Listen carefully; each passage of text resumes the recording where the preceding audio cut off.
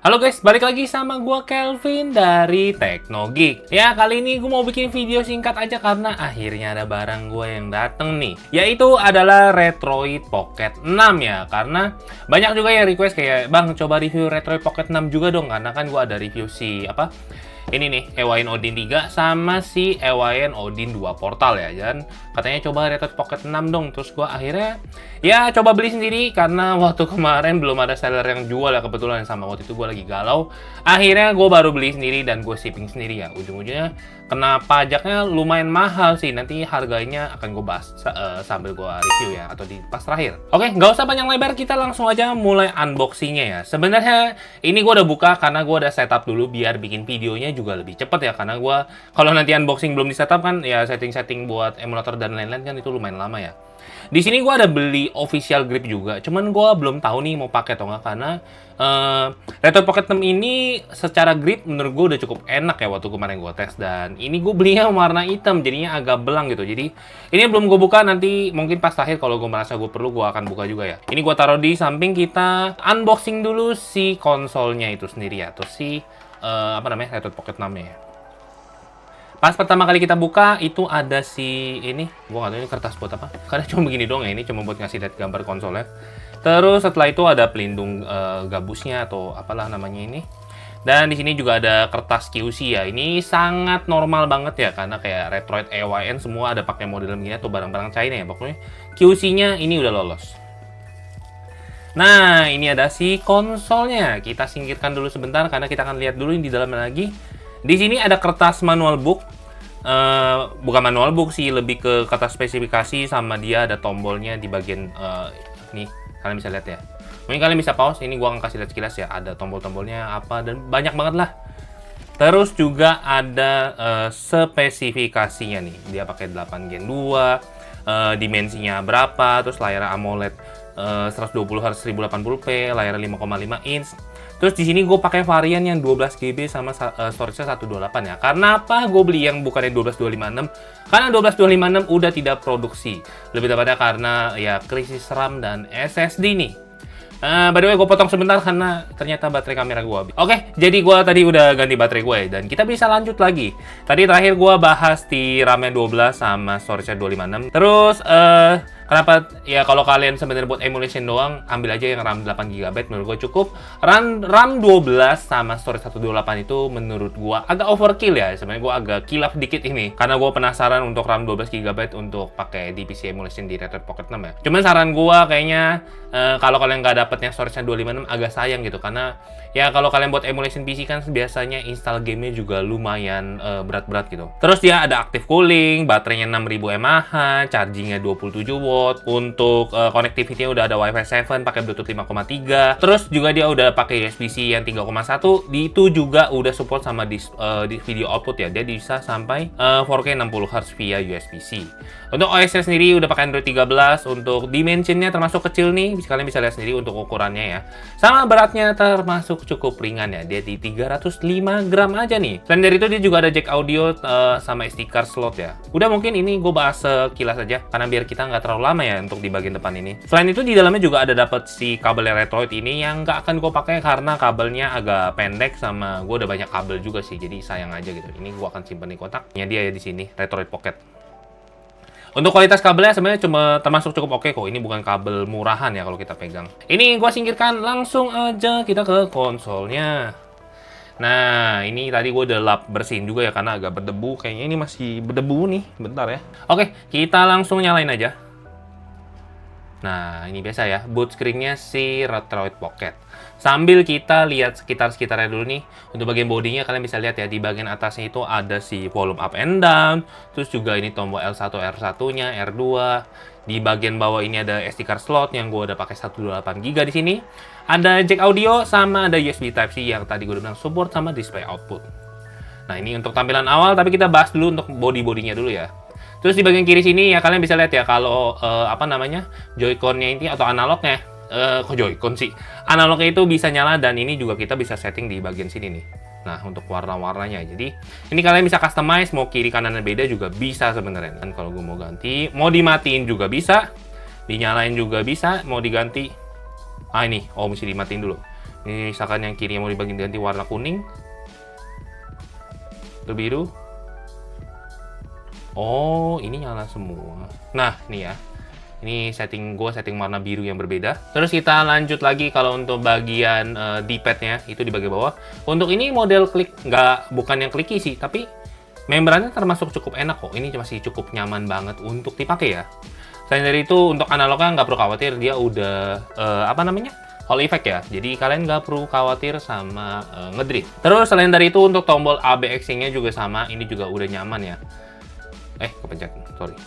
Nah, terus di sini juga ada tombol start, ada tombol select, sama ini lubang mikrofon ya kayaknya. Terus di sini juga ada speakernya, ada front firing di sini ya. Dia jadi nembaknya ke depan yang cukup enak ya. Karena kalau gua dari Retroid Pocket 4 Pro itu gua nggak suka banget sama speaker yang ada bawahnya itu. Agak mengganggu karena kadang bisa ketutup ya kalau kita mainin. Terus untuk bagian belakang ya kalian bisa lihat ya, dibandingkan sama Retroid Pocket 4 Pro ya. Kalau Retroid Pocket 5 kayak 6 itu kayaknya udah sama nih, udah ada model ngebam di sini ya. Itu megangnya jadi jauh lebih enak, sama di sini juga ada bagian kipasnya itu sendiri ya. Jadi ini dia kayak kasih tekstur itu, kasih kesan yang cakep gitu jadinya. Ini kalau dua lubang ini lubang exhaust-nya ya.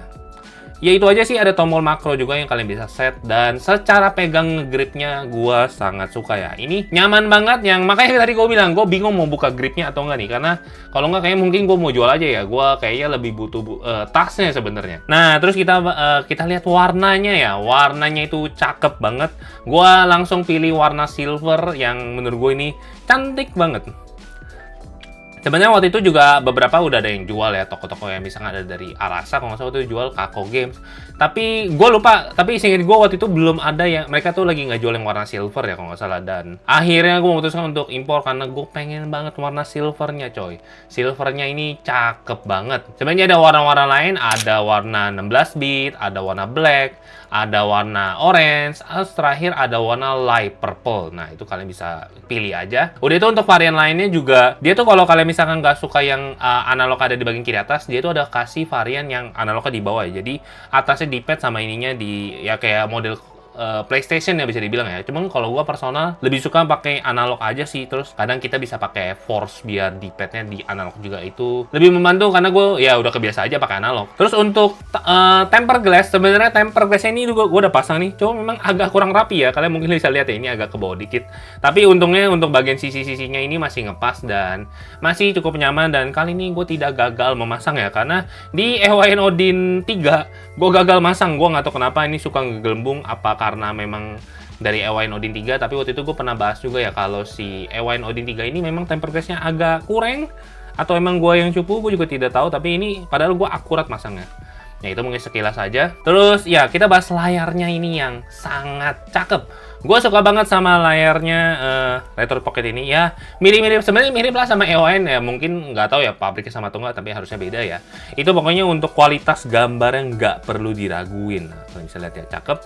Ini by the way gue juga udah nyalain sama Ultra OLED Ultra Black Mode yang waktu itu ada di EON Odin 3 juga. Jadi hitamnya jadi hitam pekat ya. Kalian bisa lihat sendiri. Terus juga kita bisa nyalain charging separation. Ini bypass charging. Terus juga ada charging limit. Jadi kita bisa limit ke 80% biar baterai health-nya jauh lebih awetnya. Ya mungkin itu sekilas saja. Terus juga layarnya udah 120 Hz yang tentunya nyaman. Ya kayak gitu lah ya sekilas. Ini kebetulan pakai Retroid Launcher. Jadi dia kayak gini menunya. Belum gue setting sama sekali karena gue baru setting emulation-nya aja ya. Jadi di sini gue udah install beberapa game, kayak contoh ada HSR, ada Stardew Valley, dan Minecraft. Terus ada, ya kalian bisa lihat sendiri ya ada apa aja di sini. Biar nggak panjang lebar, mungkin ya kalian bisa lihat ya, ini udah cakep, gripnya mantep.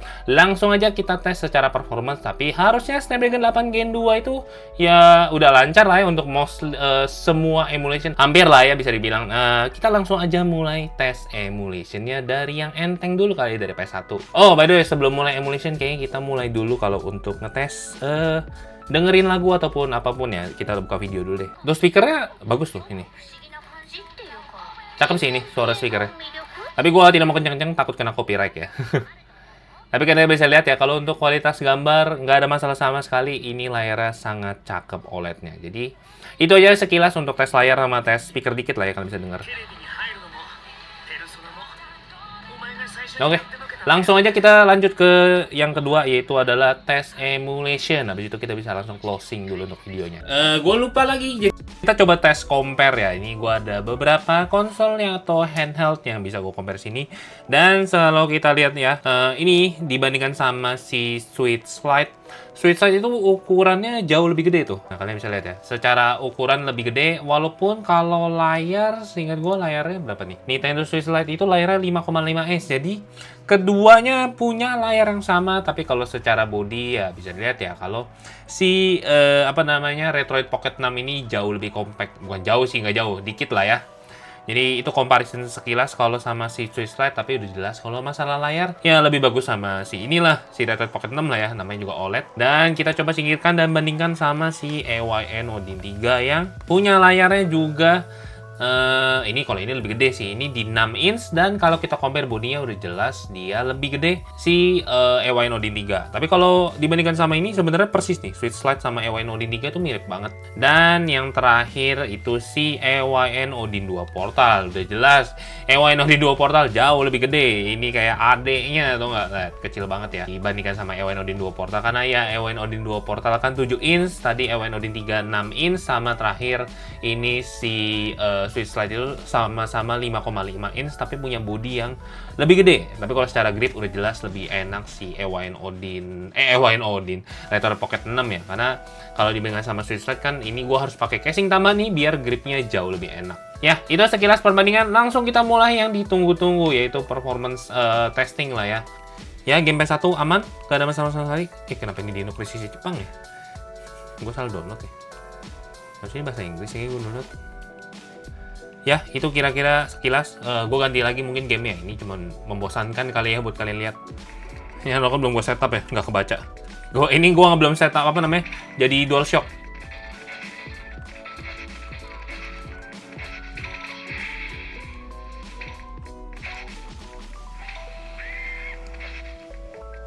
Ya, itu sekilas nih Pepsi Man.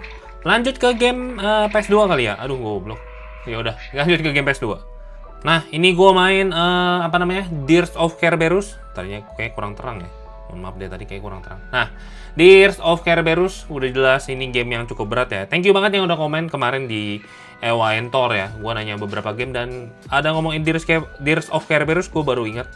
Ini gue by the way mainnya di OpenGL ya, karena kalau di full kan nge-lag banget. Gue nggak tahu kenapa, apakah ada settingan atau memang lebih mantep OpenGL ya. Tapi seingat gue memang game PS2 banyak kan lancarnya di OpenGL sih. Tapi beberapa yang gue tes memang kayak Valkyrie Silmeria itu juga mainnya di OpenGL baru lebih oke, karena kalau di Vulkan itu agak cacat. Entah kenapa. Ya, jadi kalau kalian tanya nih, main Tears of Kerberos gimana? Lancar, nggak lancar sih, tapi kadang dia ada drop down ke 40 ya. Gue nggak tahu ini karena gue pakai hack widescreen atau memang ada settingan yang gue kurang tweak. Tapi kalian bisa lihat ya, kadang dia merah di kanan atasnya, nggak full putih. Tapi sama gameplay ya termasuk masih nyaman dimainin. Ya, itu sekilas untuk tes game PS2. Lanjut ke game yang lain kali ya. Nah, lanjut main game Switch sudah jelas. Biasa yang gue mainin Chain Echo ya. Kalau Chain Echo mantap, lancar di 60 fps. Sorry banget kalau mungkin kalian lihatnya kayak agak patah karena ini gue rekamnya 4K 25 ya. Kamera gue si Sony ZV-E10 nggak bisa rekam 4K 60. Jadi ini cuma mau kasih lihat sekilas. Nanti kalau di gameplay baru gue pakai 60 fps. Aman, lancar kalau main game Switch yang enteng. Lanjut ke game yang lain kali ya. Kalau Chain Echo harusnya kalian udah tahu lah ya, lancar mau main pakai Retroid Pocket 4 Pro aja masih bisa main ini. Kita langsung ke game yang banyak di request juga, cuman gua nggak bakal sebut namanya apa. Kita sebut saja namanya Napas Liar. Ini adalah Napas Liar yang kalian nggak bisa lihat juga apa yang gue mainin di sini. Bisa kalian lihat ini dapat FPS-nya cukup stable untuk di dalam. Sebenarnya gue ada tes sampai dia keluar ke ke hill ya. Itu kadang dia agak itu dia kadang agak suka drop sih. Gue nggak tahu kenapa. Ini padahal gue udah pakai turnip drivernya yang cocok buat si Retroid Pocket 6 ya. Tapi memang kalau untuk angin liar agak sulit sih untuk dimainin. Memang ini game agak berat. Ya saran gue kalau kalian mau main game angin liar ya langsung aja pakai Nintendo Switch Lite atau pakai Switch OLED. Itu gue udah tes. Ya jauh lebih nyaman lah ya main di sono karena emang game ini berat, tau nggak? Ini gue tes sampai keluar, nanti kalian lihat sendiri untuk FPS-nya di kiri atas lah ya. Tapi ini kayaknya nggak usah dites keluar juga udah cukup lah ya. Ini di dalam kalian lihat ya, patah-patah. Agak suka turun. Kalian lihat sendiri FPS-nya. Ini di pas masih baru bangun si ya napas liarnya. Jadi saran gua kurang cocok kalau kalian mainin ini, agak ini. Atau nanti mungkin gua akan cari settingan lain lah ya. Ini gua nggak bakal tes sampai keluar karena udah kelihatan dari dalam aja agak patah-patah. Nanti gua akan tes lagi pas video short atau video reviewnya mungkin. Ya, langsung kita tes ke game Android, ke game yang gue suka mainin. Udah jelas Honkai Star Rail. Kalau HSR nggak bisa langsung baca controller ya. Ini kalian lihat sendiri lah ya. Untuk FPS-nya memang dia kadang suka drop ke 50, tapi jangan lupa untuk nyalain ke high performance. Tapi biasanya dia otomatis nyala sih sebenarnya ke high performance. Jadi nggak ada masalah. Gue lupa sih otomatis atau nggak ya, karena yang gue kurang suka waktu sama Retroid Pocket tuh dia nggak ada model pengganti di sininya ya, karena apa namanya Odin Tools-nya yang otomatis nge-save si ininya loh. Configuration-nya kalau dia high performance lagi buka emulation apa dan lain-lain. Nah itu di sini nggak ada, tapi gue jujur udah nggak terlalu kotak-katik Retroid Pocket 4 Pro waktu itu karena udah jarang gue mainin ya, karena gue mainin yang lain. Nanti gue akan cari tahu kalau ini memang otomatis atau enggak untuk si high performance dan lain-lainnya. Tapi kalau kita lihat ya kadang suka ngedrop nih ke 39 atau 40 untuk kalau animasinya pas baru banget ya, berat banget. Nah tapi kalau lagi stabil gini, kalau lagi kayak gini doang lancar ya, nggak ada masalah sama sekali. No, paling kayak tadi ya, animasinya berat, tit drop ke 44. Ya, jadi itu aja sekilas si Retroid Pocket 4 Pro. Retroid Pocket 4 Pro, salah sebut mulu gua. Retroid Pocket 6 ya. Oke, ini Kelvin dari masa depan ya. Gua lupa untuk record emulation di PC ya. Ini kalian bisa lihat ya, gue coba di Persona 3 Reload dan secara pemakaian ya kalian bisa lihat ya. Gameplay bisa dapat di sekitar 38 sampai 40 fps. Setidaknya nggak stuttering sih, jadi dipakainya cukup nyaman ya. Karena kalau yang nggak nyaman itu dia stuttering, suka ngedrop lah ya. Ini kalau gue tes nih dengan mode high performance-nya dan ya suara kipasnya agak berisik ya. Gue nggak tahu kalian bisa denger atau enggak nih. Tapi ya untuk secara di kota aman dan langsung aja kita pindah lagi battle ya. Nih kalian bisa lihat ya, kalau lagi gameplay battle itu dapat di sekitar 30 sampai 43 fps.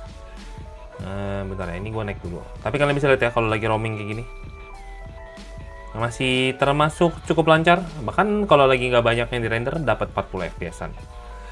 Nah, kita cari musuh. Nah, kalian bisa lihat ya, ini masih stabil banget dan menurut gue ini cukup nyaman untuk dimainin. Apalagi ini konsolnya sangat komplek ya. Jangan lupa ini kayak Nintendo Switch Lite. Nah, tadi baru ada kelihatan ada drop ya. Nah, ini kalau lagi battle agak drop dikit nih di 8 Gen 2. Atau gue nggak tahu nanti settingannya mungkin ada yang bisa gue tweak kali ya. Tapi kira-kira kayak gini.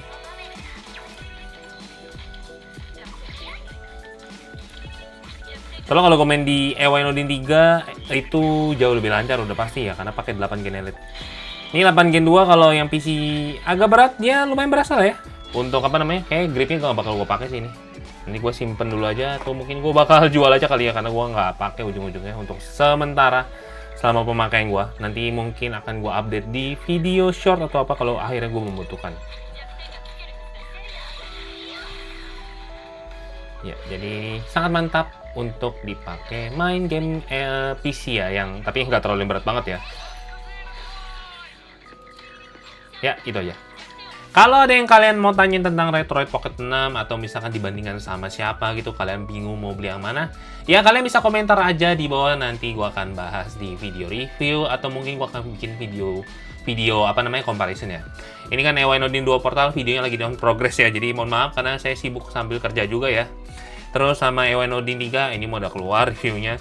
Si EYN Thor nih, dua ini paling yang akan keluar duluan untuk masalah reviewnya, bukan masalah video reviewnya. Kalau kalian mau beli ya kalian tinggal cari di Shopee ataupun gua udah taruh link di bawah juga kalau kalian mau beli. Atau kalau kalian misalkan cari yang seller lain atau misalnya kalian masuk ke grup Facebook di Retro Handheld Indonesia itu juga ada. Biasanya ada si Om Arasa atau juga ada Kako Games, itu kalian cari aja. Biasanya mereka suka posting si Om Berlin ya kalau nggak salah namanya. Itu kalian bisa langsung cek aja sama mereka karena mereka juga suka jual dan biasanya harganya jauh lebih murah dibandingkan di Shopee ya. Karena Shopee kan kena admin dan lain-lain. Oke, itu aja sekilas tentang si Retrohit Pocket 6 ya. Kalau kalian suka dengan video kayak gini, jangan lupa like. Kalau nggak suka boleh dislike. Ya, komen aja apa yang kalian mau tanyain. Kita ketemu lagi kita ketemu lagi di video berikutnya ya. Gua Kelvin, pamit dulu. Bye.